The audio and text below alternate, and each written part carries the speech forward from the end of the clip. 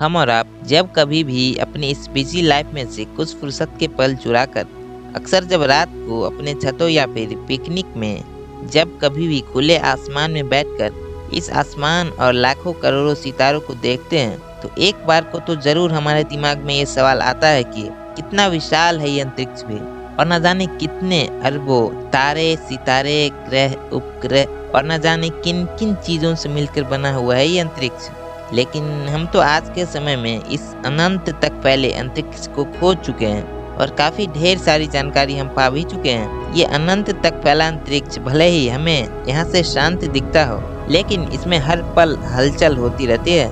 इसमें अपने समय पर निर्माण प्रलय सब एक निश्चित समय पर होते रहते हैं। ये रहस्य और रोमांच से भरे अंतरिक्ष में ढेर सारे गैलेक्सीज मौजूद हैं जो कि अरबों तारे सितारे गैसेस ग्रहों उपग्रहों इत्यादि से बनी हुई है। लेकिन रात में हमें जब कोई एक दूध जैसा नज़ारा दिखाई देता है वही हमारी मिल्की वे गैलेक्सी है। इसी गैलेक्सी में वो लाखों करोड़ों तारे मौजूद हैं जिन्हें हम रात में देखते हैं और इस अनंत अंतरिक्ष में लगभग हर साल एक नया सोलर सिस्टम वैज्ञानिकों के द्वारा खोज ही लिया जाता है। हम बाकी सब छोड़ दे और सिर्फ अपनी मिल्की वे गैलेक्सी की बात करें तो करीब 100 बिलियन यानी कि 10 करोड़ से भी ज्यादा सोलर सिस्टम्स मौजूद हैं और कहीं एक छोटे से बिंदु पर हमारा एक छोटा सा सोलर सिस्टम मौजूद है। इसमें पृथ्वी समेत 7 ग्रह सूर्य की चक्कर काटते रहते हैं। हमारे सोलर सिस्टम की उत्पत्ति करीब 5 बिलियन यानी कि 500 करोड़ साल पहले हुई थी जब गैसेस और डस्ट का आपस में मिक्सचर बना था, यानी कि गैसेस और डस्ट का एक बादल सा बन गया था। और जब ये बादल धीरे धीरे खत्म होने लगा तो इसने सोलर नेबुला का निर्माण किया और बीतते समय के साथ ग्रेविटी के कारण ये कोलैप्स हुआ और ये एक डिस्क में बदलता गया। इस डिस्क के सेंटर में दबाव बनने लगा जिससे हाइड्रोजन एटम्स ने हीलियम का निर्माण शुरू किया जिससे एक बहुत बड़ी मात्रा में एनर्जी का रिलीज हुआ जिससे जन्म हुआ हमारे सूर्य का। इसी वजह से इसमें हाइड्रोजन हीलियम नाइट्रोजन और ऑक्सीजन जैसे तत्व पाए जाते हैं। इसके बाद ये हमारे सोलर सिस्टम के सेंटर में स्थापित हो गया और उसी डिस्क के बाहरी हिस्से में बाकी मैटर आपस में टकराते रहे और बीतते समय के साथ ड्वार्फ प्लैनेट यानी कि बौने ग्रह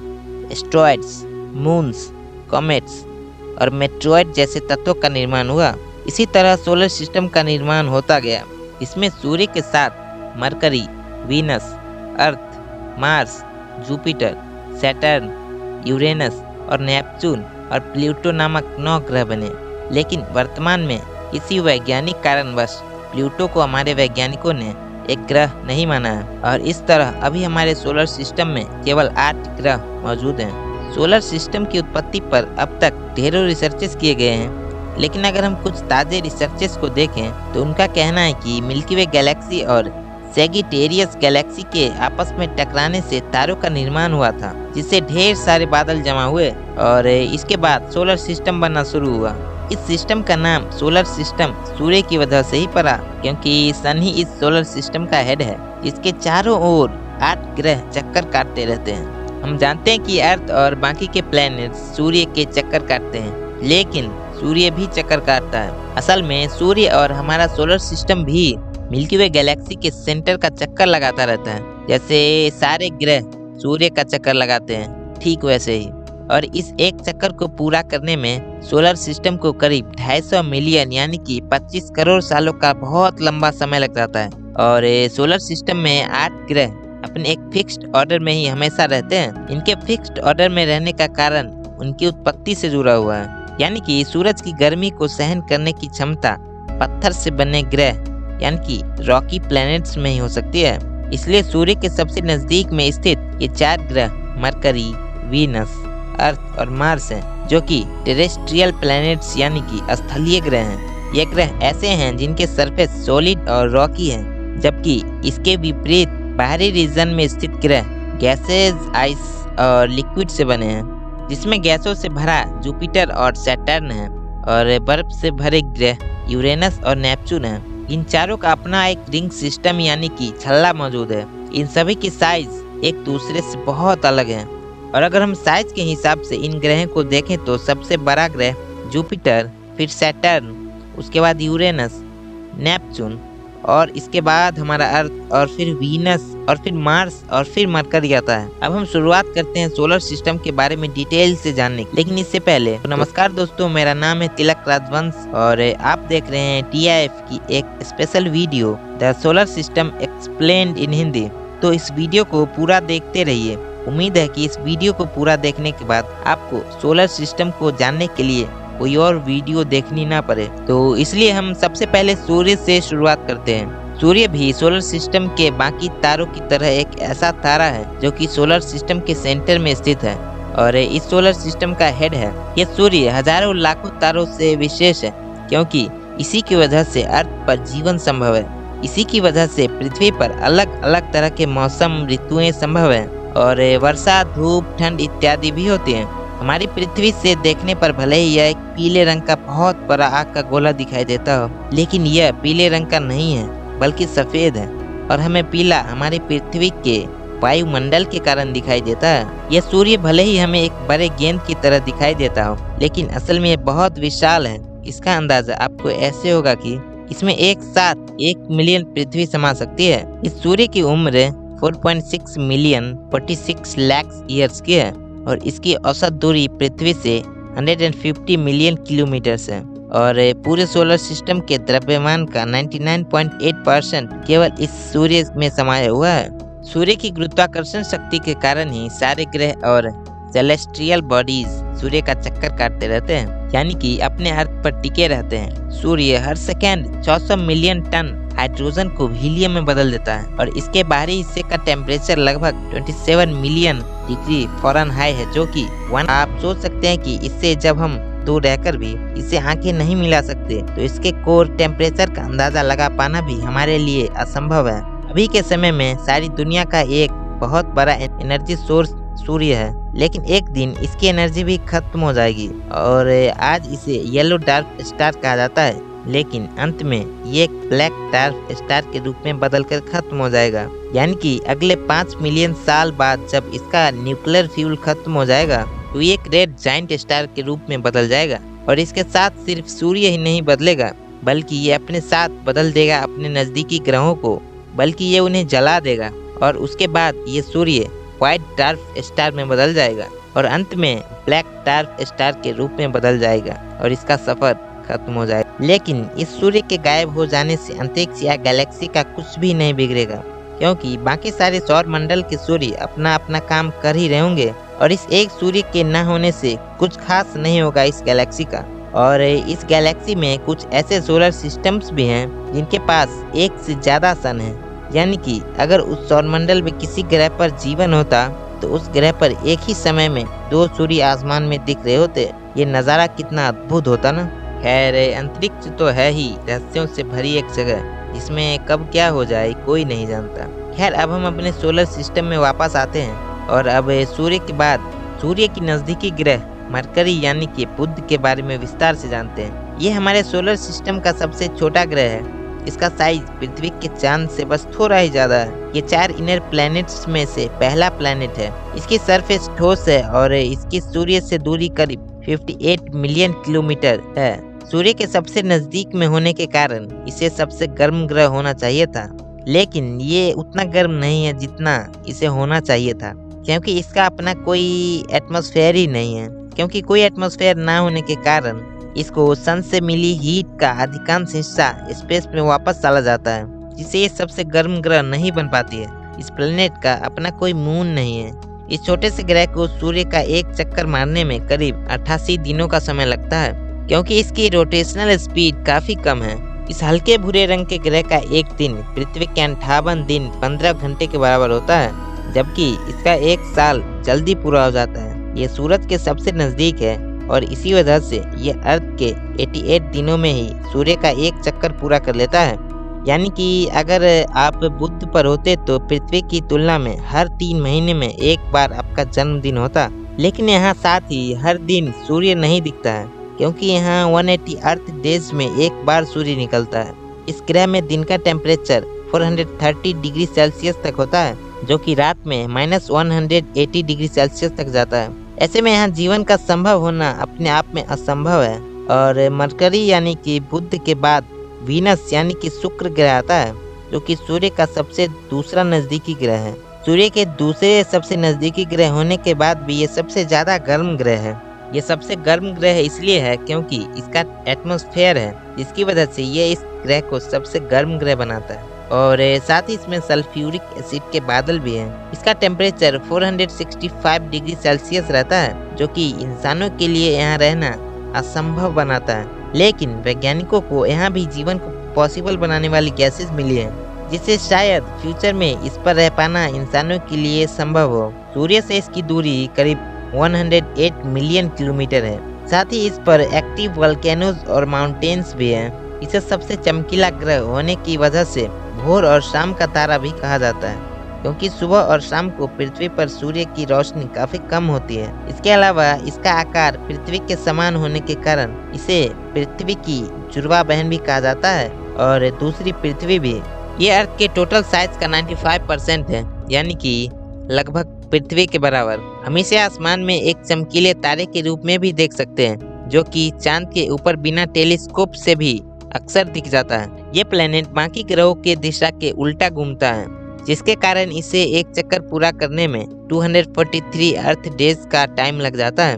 इसे सूर्य का एक चक्कर पूरा करने में मात्र 225 अर्थ डेज ही लगता है, यानी कि आप वहाँ रहते हैं तो मात्र 225 दिन में ही अपना बर्थडे मना पाते हैं। इसका एक साल एक दिन से भी छोटा होता है। इसके साथ ही वीनस पर 117 अर्थ डेज में एक बार सनराइज होता है, यानी कि एक साल में बस 2 बार ही सनराइज होता है। और इसके अपोजिट साइड में रोटेट होने के कारण यहाँ सूरज पश्चिम दिशा में उगता है और पूरब में डूबता है। इसके साथ ही इसका अपना कोई चांद भी नहीं है। साइंटिस्टों ने मेरिनियर 2, पायोनियर 1 और मैगेलन जैसे स्पेसक्राफ्ट्स को भेजा था और इसके बारे में डिटेल से जानकारी प्राप्त की। हमारे सोलर सिस्टम में सूर्य के नजदीकी ग्रहों में से तीसरे नंबर पर आती है हमारी पृथ्वी, जो कि हमारा घर है। और ये ग्रह बाकी के सारे ग्रहों से अलग और सुंदर है, क्योंकि 8 ग्रहों में से सिर्फ यहाँ पर ही जीवन संभव है और यहाँ जीव लाखों करोड़ों सालों से रह रहे हैं। इसकी सरफेस पर 70% पानी है और साथ ही हमारी पृथ्वी टेरेस्ट्रियल प्लैनेट्स में सबसे बड़ा प्लैनेट भी है और सोलर सिस्टम का 5th सबसे बड़ा प्लैनेट भी है, जो कि मरकरी, मार्स और वीनस में सबसे बड़ा है। इसको अपने ऑर्बिट पर एक चक्कर पूरा करने में 23 आवर्स एंड 56 मिनट्स यानी कि 23 घंटे 56 मिनट का समय लगता है, जो कि हमारा एक दिन कहलाता है, यानी कि 24 घंटे। और सन को एक चक्कर काटने में पृथ्वी को 365 दिन यानी कि 365 डेज और 6 आवर्स का समय लगता है, जो कि हमारा एक साल कहलाता है। और अगर हम पृथ्वी और सूर्य के बीच की दूरी देखें तो 150 मिलियन किलोमीटर है और इसके उपग्रह यानी कि नेचुरल सैटेलाइट की संख्या 1 है। इसे हम मून यानी कि चांद के नाम से जानते हैं। पृथ्वी का मून सोलर सिस्टम का 5वां सबसे बड़ा मून है और यही मून हमारे अर्थ को स्टेबिलिटी देता है। आपको बता दें कि हमारी समुद्रों में आने वाले विशाल जबरदस्त ज्वार भाटा यानी कि ओशियन टाइड्स भी मून की वजह से ही होती है, क्योंकि यह जब अपने फुल फॉर्म में होता है तो इसकी ग्रेविटी यहाँ के समुद्र पर प्रभाव डालती है, जिसके कारण यहाँ के समुद्र में काफी ऊंचे ऊंचे लहरें उठने लगती है। इसके बाद सोलर सिस्टम के इनर प्लैनेट्स में चौथे और आखिरी नंबर पर मार्स यानी कि मंगल ग्रह आता है, जो कि लाल ग्रह है। इसका लाल रंग इसकी सरफेस पर मौजूद आयरन की वजह से है। इसके लाल रंग से लगता है कि ये एक गर्म ग्रह होगा, लेकिन असल में इसका उल्टा है। वर्तमान में मिशन मंगल और बाकी सारे मार्स मिशन से पता चला है कि यहाँ नदियों के साथ भयंकर बाढ़ के प्रमाण है। इसके वातावरण में आर्गन और नाइट्रोजन गैसेस भारी मात्रा में पाई जाती हैं और साथ ही थोड़े ऑक्सीजन और भी गैसेस मिले हैं। पूरे सोलर सिस्टम का सबसे ऊंचा पर्वत निक्स ओलंपिया या ओलंपस मॉन्स मार्स प्लैनेट पर ही है, जिसकी ऊंचाई हमारे माउंट एवरेस्ट से 3 गुना ज्यादा है। सन से इसकी दूरी करीब 228 मिलियन किलोमीटर है। इसका टोटल एरिया अर्थ का 53% है। हमारे अर्थ की तरह यहाँ भी अलग अलग मौसम, ज्वालामुखी सब मौजूद है। यहाँ पर पानी भी मिला है, लेकिन वो जमा हुआ बर्फ के रूप में है। ये इकलौता ऐसा ग्रह है जहाँ क्यूरोसिटी जैसे रोबोट्स भेजे गए हैं, जो लगातार वहाँ पर अपना काम करते रहते हैं, पिक्चर्स और मेजरमेंट भेजते रहते हैं, ताकि फ्यूचर में यहाँ पर रहने की संभावना को तलाशा जा सके। इसका सरफेस एक्टिव नहीं है, लेकिन एटमॉस्फेयर एक्टिव है। इसका एक दिन 6 घंटे का होता है, जो कि लगभग हमारी अर्थ जितना ही है। और इसका एक ईयर 687 अर्थ डेज का होता है, जो कि हमारी अर्थ के एक साल से 322 दिन ज़्यादा होता है। इसके नेचुरल सैटेलाइट की बात करें तो इसके पास अपने 2 मून्स हैं, जो कि फोबोस और डीमोस हैं। ये तो हो गई सोलर सिस्टम के 4 इनर प्लैनेट्स की बात। लेकिन क्या आप जानते हैं कि 8 ग्रहों को इनर प्लैनेट और आउटर प्लैनेट में बांटने वाला एक एस्ट्रॉयड बेल्ट है। ये डिस्क की तरह दिखने वाली बेल्ट अरबों और खरबों एस्ट्रॉयड से बने हैं, जो कि रॉक और मेटल्स के बने हैं। ये छोटे से छोटा और बड़े से बड़े आकार का हजारों किलोमीटर तक में भी फैला है।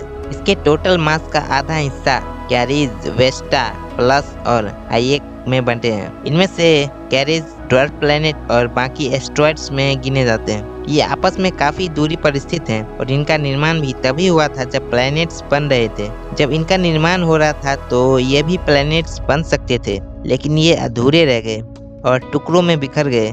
खैर, इनके बाद आउटर रीजन के ग्रहों की शुरुआत होती है, जिनमें 4 ग्रह हैं और पहला ग्रह जुपिटर है, यानी कि बृहस्पति, जो कि सूर्य की नजदीकी ग्रहों में से 5वें स्थान पर है। जुपिटर सोलर सिस्टम का सबसे बड़ा ग्रह है। इसका सरफेस गैसेस से बना हुआ है, जो कि सॉलिड नहीं है। इसकी ग्रेविटी भी बाकी सारे ग्रहों से ज्यादा है। हीलियम काफी ज्यादा मात्रा में है। कुछ वैज्ञानिकों का मानना है कि इसके सेंटर में अर्थ के समान एक इनर कोर हो सकता है। इसके चारों ओर एक रिंग सिस्टम पाया जाता है। इसके वातावरण में अलग अलग गैसेस के कारण इसके आसमान में लाल, पीले, भूरे रंग के बादल बनते हैं, जिनमें अमोनिया और पानी होता है और हाइड्रोजन और हीलियम के एटमॉस्फेयर में रहते हैं। यहाँ पर सोलर सिस्टम का सबसे बड़ा ओशियन भी है, जो कि लिक्विड हाइड्रोजन से बना है।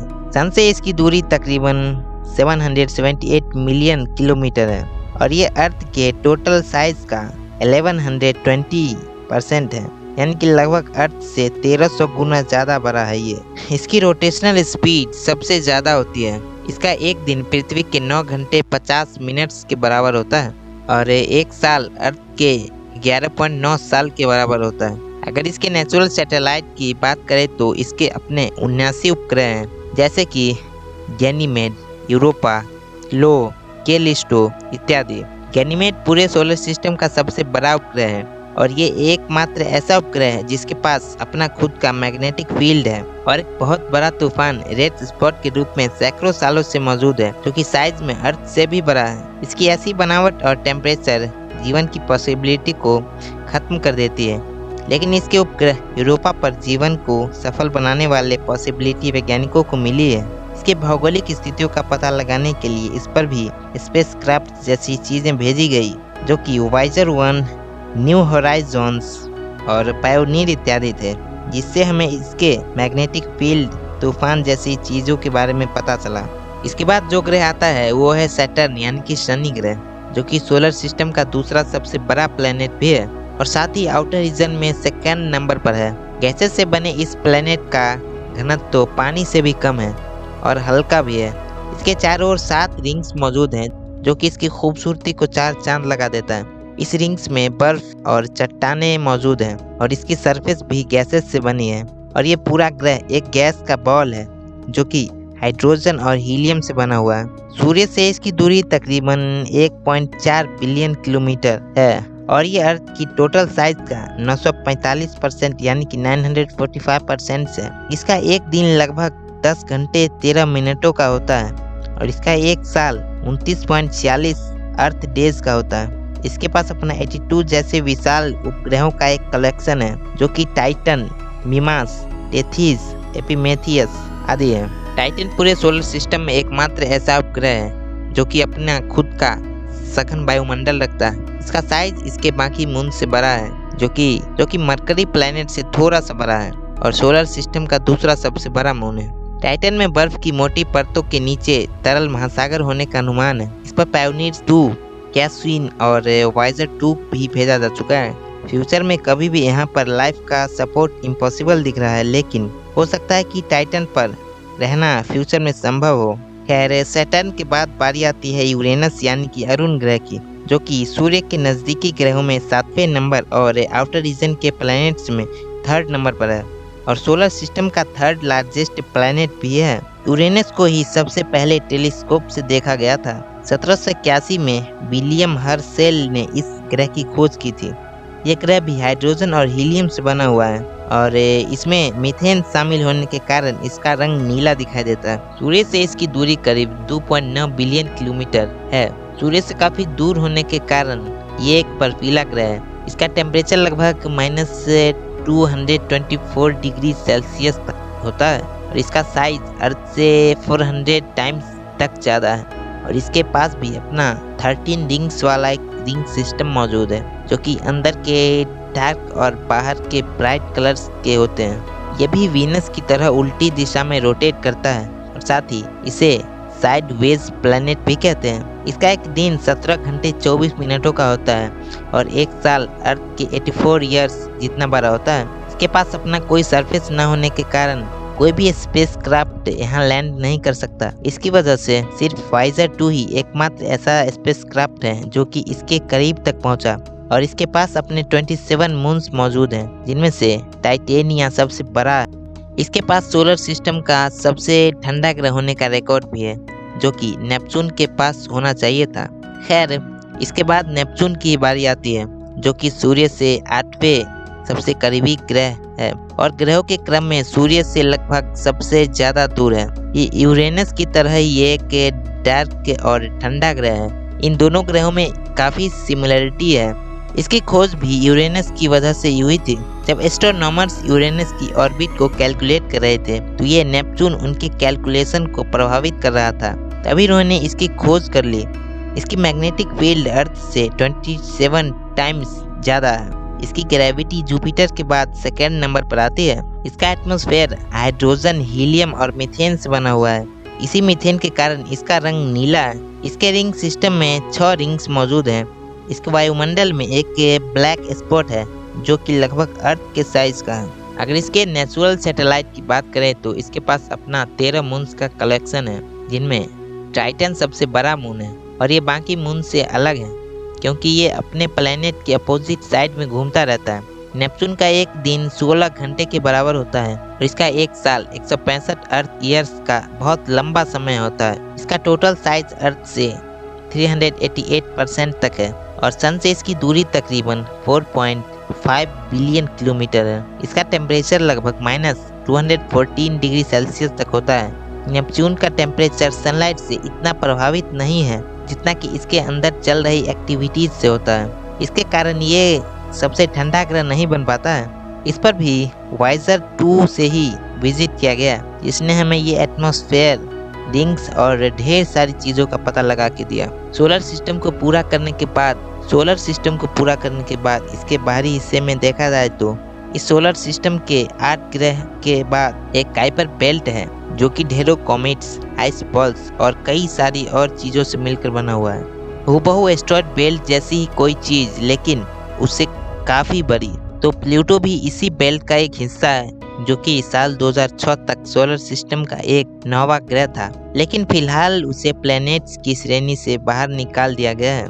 ये काइपर बेल्ट का सबसे बड़ा ऑब्जेक्ट भी है। इसकी सूर्य से दूरी लगभग 5.9 बिलियन किलोमीटर है। इसका टेम्परेचर लगभग -240 डिग्री सेल्सियस तक चला जाता है। इसका एक साल 248 अर्थ ईयर्स का होता है और एक दिन 6.4 अर्थ डेज का होता है। इसके पास अपने 5 मून्स हैं जो कि शेरेन, कैलबेरस, निक्स, हाइड्रा और स्टिक्स हैं। इसके अलावा काइपर बेल्ट में हाइउनिया और मैकमेक जैसे बौने ग्रह यानी कि ड्वार्फ प्लैनेट मौजूद हैं। इस अनंत अंतरिक्ष में हम और हमारा ग्रह एक छोटी चींटी के समान भी नहीं है, लेकिन हमने आज के समय में इतनी तरक्की कर ली है कि अपने अंतरिक्ष के बारे में लगातार जानकारी जुटाते रहें। इस अनंत अंतरिक्ष में क्या कुछ मौजूद है ये कोई नहीं जानता।